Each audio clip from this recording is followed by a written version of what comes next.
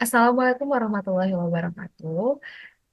Izin memperkenalkan diri, kami dari kelompok 3 mata kuliah SSD kelas RA. Kali ini izinkan kami mempresentasikan hasil tugas kami mengenai analisis regresi penyebab kemiskinan di Provinsi Lampung pada tahun 2021.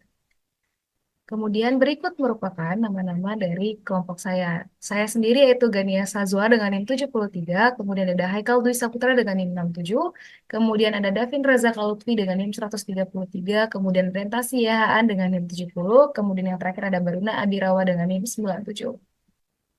Kemudian kita masuk ke latar belakang. Kita ketahui bahwa Provinsi Lampung pada saat ini menjadi salah satu provinsi di mana yang banyak mengalami masalah mengenai kemiskinan. Dengan demikian, dilakukannya metode regresi linear ini untuk menganalisis penyebab tingkat kemiskinan terhadap umur harapan hidup, rata-rata lama sekolah, dan pendapatan bersih yang berada di Provinsi Lampung pada tahun 2021.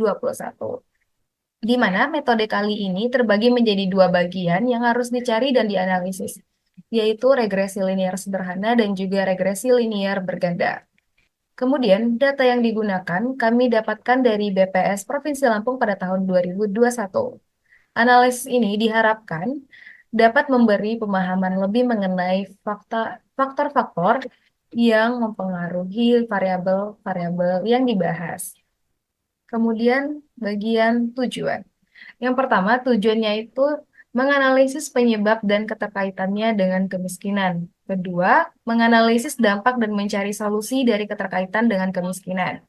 Yang ketiga, mencari dan menjelaskan perhitungan data dengan menggunakan metode regresi linear sederhana dan berganda. Selanjutnya akan dijelaskan oleh teman saya.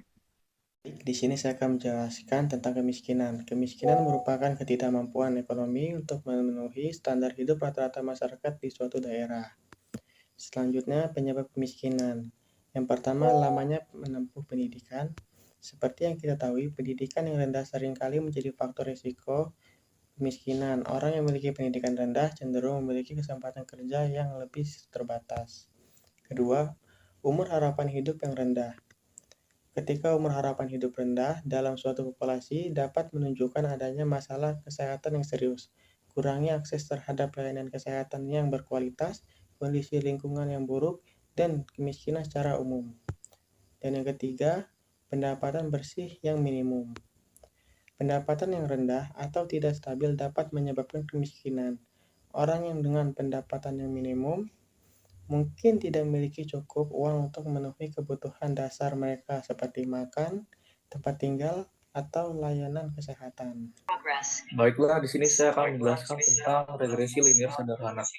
Regresi linear sederhana merupakan metode untuk menemukan hubungan linear antara variabel bebas atau independen dan variabel terikat atau dependen. Regresi linear sederhana dirancang untuk menciptakan suatu persamaan garis yang berupa garis lurus. Hal ini bertujuan untuk memprediksi nilai dependen variabel yang bersumber pada independen variabel. Lalu di sini ada regresi linear berganda.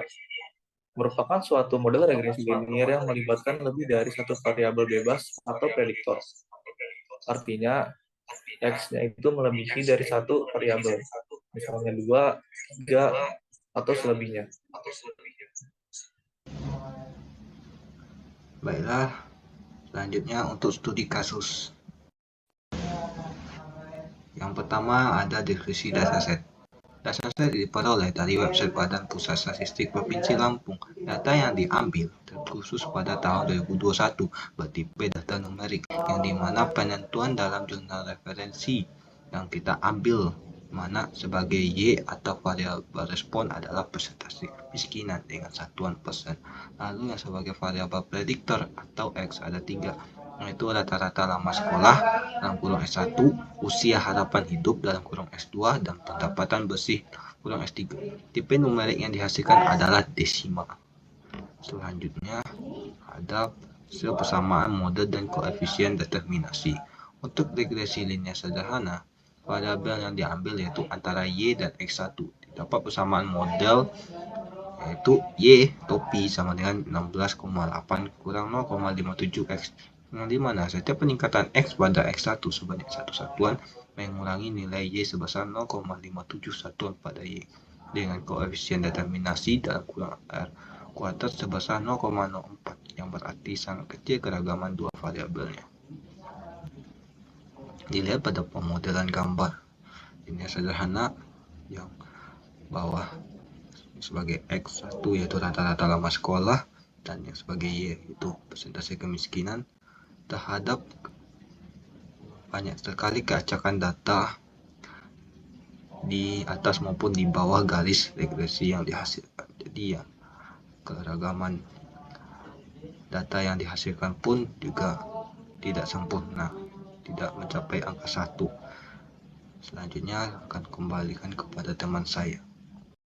Selanjutnya untuk studi kasus, untuk regresi linier berganda didapatkan persamaan modelnya yaitu Y sama dengan 51,927 tambah minus 0,08 X1 tambah minus 0,05 X2 tambah minus 3,127 X3 tambah 3,189, dimana ketika X1, X2, dan X3 naik satu-satuan maka akan mengurangi variabel respon Y tersebut. Jadi variabel prediktor X sangat sesuai sebagai penyebab dari kemiskinan. Lalu untuk koefisien determinasi bernilai 0,128, artinya masih kecil keragaman antara variabel prediktornya dengan variabel responnya. Selanjutnya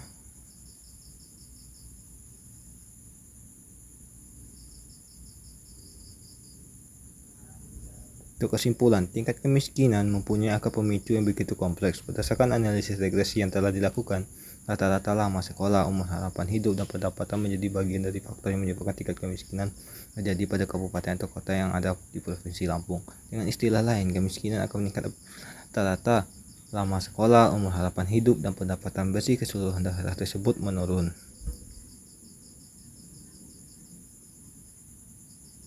Berikut adalah dokumentasinya. Sekian dan terima kasih.